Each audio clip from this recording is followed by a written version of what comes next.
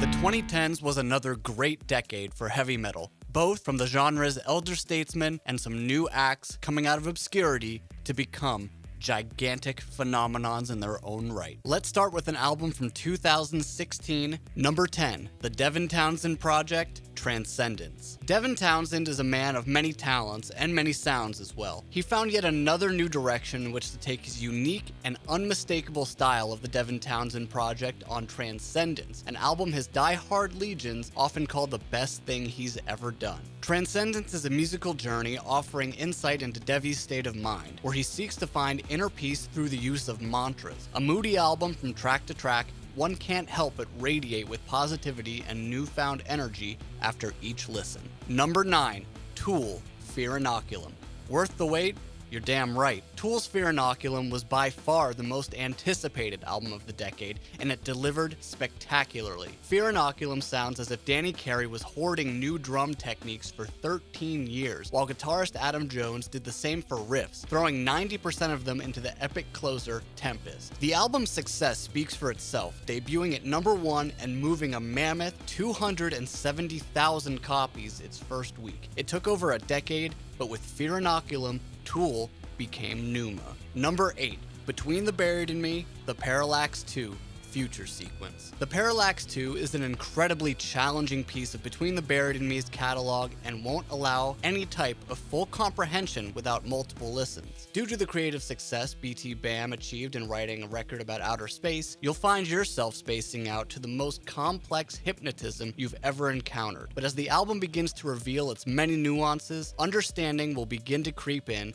allowing for an incredibly rewarding listen. This 72-minute trip even rivals the almighty Colors, which secured BT Bam's status as prog gods. Number 7, Iron Maiden, The Book of Souls. The 5-year gap between studio albums was the longest of Iron Maiden's career, making the new release even more of a monumental world event than it typically is. Fans' patience was rewarded with a double album, The Book of Souls, which was bookended by a pair of Bruce Dickinson-penned compositions, The Roaring If Eternity Should Fail and the wildly ambitious piano-led Empire of the Clouds. There's a handful of shorter, quick-hit songs that some had pined for the last 25 plus years, but it's the epics that garner most of the attention, and Yannick Gers once again put his name on another 21st century Maiden best, the towering Book of Souls title track. Number 6, Power Trip, Nightmare Logic. No one blends thrash metal and hardcore quite like Power Trip. Their second LP, Nightmare Logic, was a watershed moment for the band, proving not only that they could rock the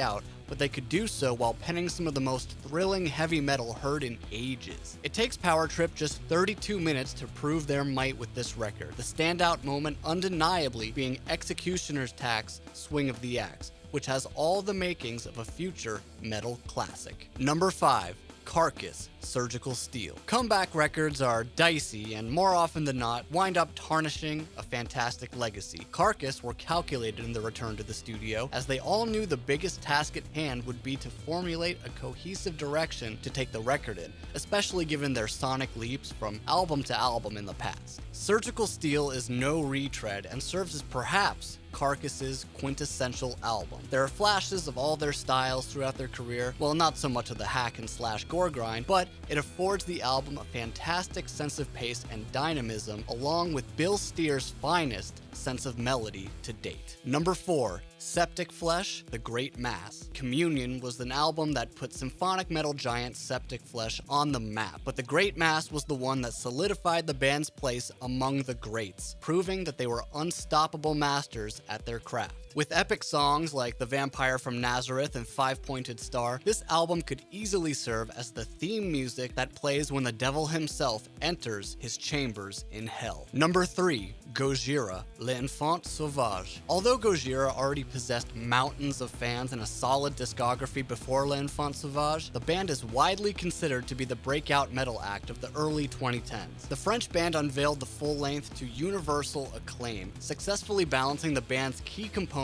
of brutality, beauty, and progression with flawless production attached. The hype transcended the record into 2016's Magma, but in our opinion, L'Enfant is the superior album. Number 2, Ghost, Meliora. Meliora was a record drowning in success. Not only did its lead single Cerise scoop the 2016 Grammy for Best Metal Performance, but throughout its 10 tracks, Tobias Forge and his Ghouls delivered some of the most grandiose metal of the decade. From its opening track, Spirit, right up to the closing notes of Dios in Absentia, Ghost proved themselves masters of atmospheric, over-the-top metal, effortlessly blending doom overtones with catchy choruses and hooky riffs. And number 1, Behemoth, the Satanist. The Satanist is very simply a vile masterpiece, a wicked and nefarious plunge into the war between heaven and hell. From the iconic opening chords of Blow Your Trumpets, Gabriel, and the relentless double kick attack of Ora Pro Nobis, Lucifer, to the classic rock solos and malevolent choral ambience of O Father, O Satan, O Son, Behemoth's 2014 album sits in its own class entirely when it comes to 2010's metal. The Satanist will forever reside with pivotal extreme metal albums like Rain and Blood and Altars of Madness, immortalized in Congealed Vomit and Callous Ash. Thanks for watching, everyone, and thanks for sticking with us throughout the decade. Make sure to go to loudwire.com for our full top 66 list of the best metal albums of the decade.